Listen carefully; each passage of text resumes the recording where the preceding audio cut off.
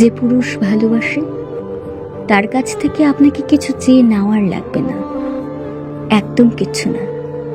সে আপনার ভয়েস কিংবা মেসেজের লেখার ধরন দেখেই বুঝতে পারবে আপনার মন ভালো কি খারাপ।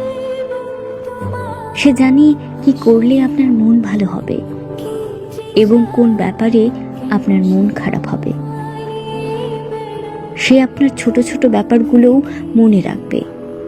আপনি কিভাবে হাসেন, আপনার রাগ, সব অভিমান সে দেখবে।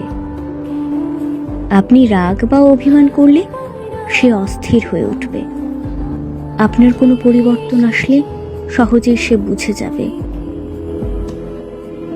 আপনাকে তার থেকে কিছু চেয়ে নিতে হবে না, কারণ পুরুষ তার শখের নারীকে সবচেয়ে বেশি ভালোবাসে।